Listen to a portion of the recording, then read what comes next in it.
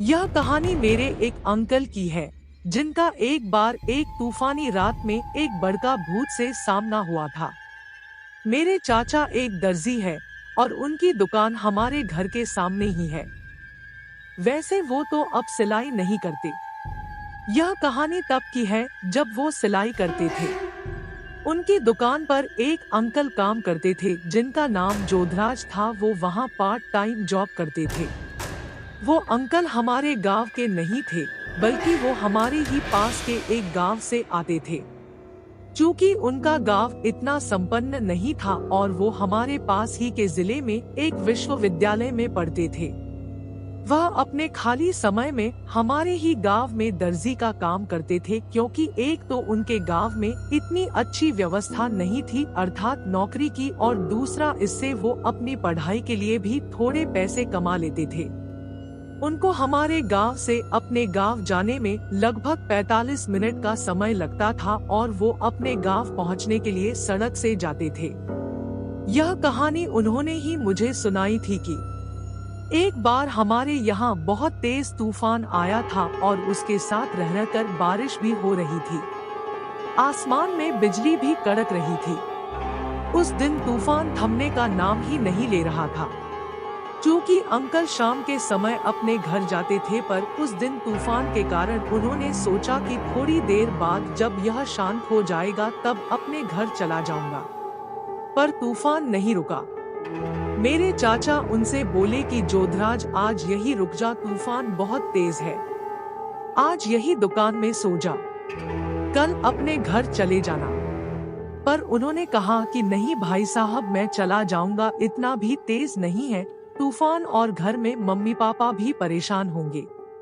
चाचा बोले कि ठीक है, पर अगर रुकना हो तो रुक जाना।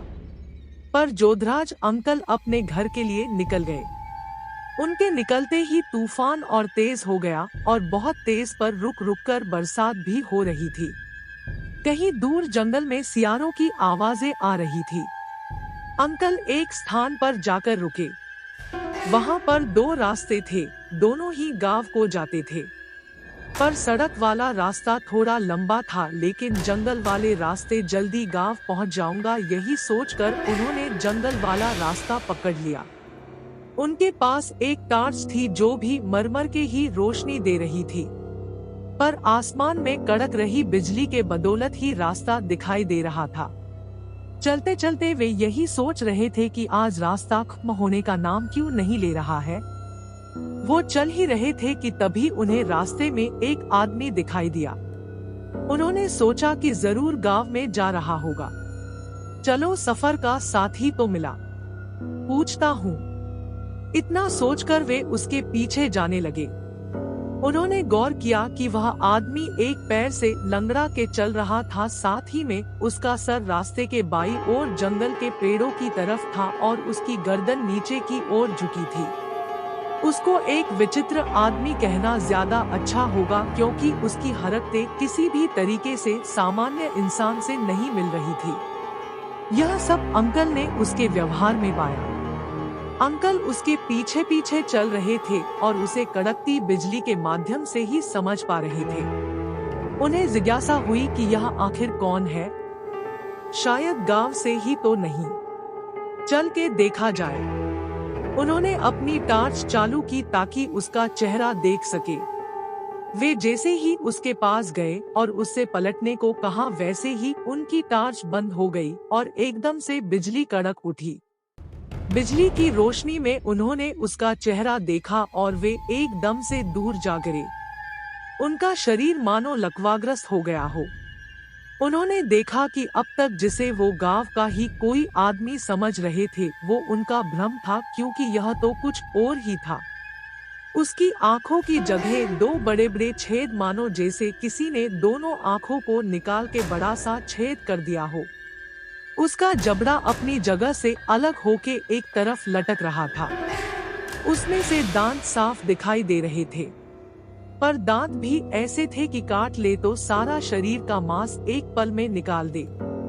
ये तो एक बड़का है, पर यह कैसे, यह सब तो बकवासें होती थी। पर धीरे धीरे वो उनकी तरफ ही बढ़ रहा था। हर पल बिजली कड़कती और वह और उनके पास आ रहा था। अंकल का हाल खराब था और उनकी जीभ हलक में अटक गई। वह एकदम जोर से आगे बढ़ता है और अंकल के बिल्कुल पास से आके गायब हो जाता है।